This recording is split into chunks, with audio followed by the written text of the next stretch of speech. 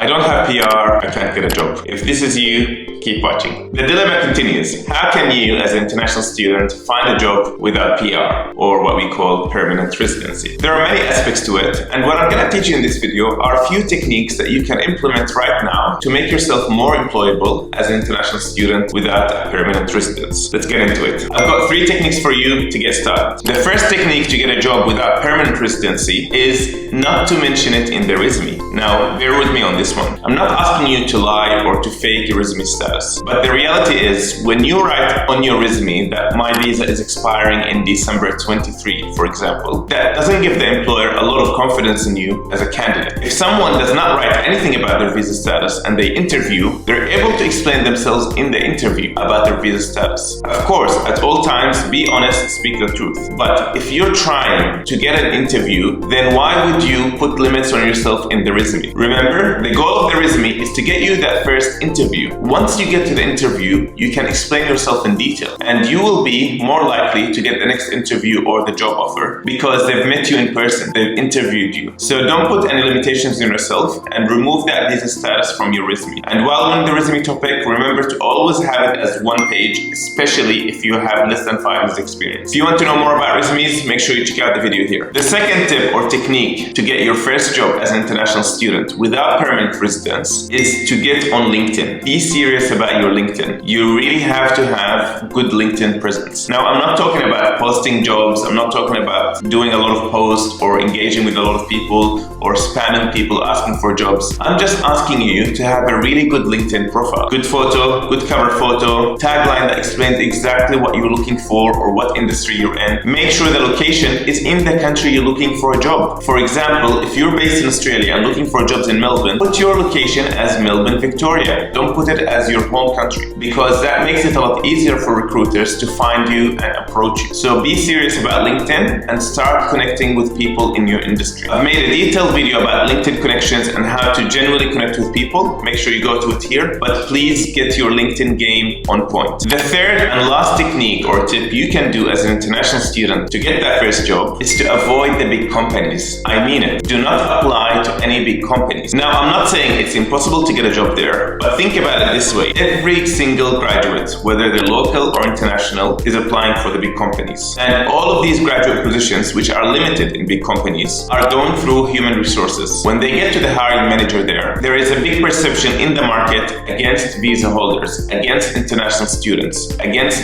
sponsoring someone. So why would you compete for very few spots for international students when you can simply go for small and medium companies? Now, there's a lot of techniques how to find these small and medium companies, but what I'm trying to say is don't waste your energy and time on applying for big companies. Target the small and medium companies through LinkedIn, through Seek, through Google search, through networking in real life and volunteering and Facebook groups. There's a lot of ways to target them, but make sure you focus your efforts on small and medium companies. You have a much higher chance of getting your first job there and later on to get sponsored by a small or medium employer versus a big employer. One last bonus tip is if you're an international student and your goal is to stay in the country, to stay in Australia, then you should be willing to take another career, to take another job, to take that short-term pain to go to another career, another city, to relocate, to study something else, just to get that permanent residency. Now, I'm not saying you should change your career. What I'm saying is be more flexible. If your goal is to stay in the country, then you should be flexible on what jobs you apply for. If your goal is only to advance your career, whether it's in Australia or in your home country, then focus only on that and don't be too worried about the outcome. Regardless of where you end up, no one will believe in you if you don't believe in yourself. Keep going. You got this, and thanks for watching.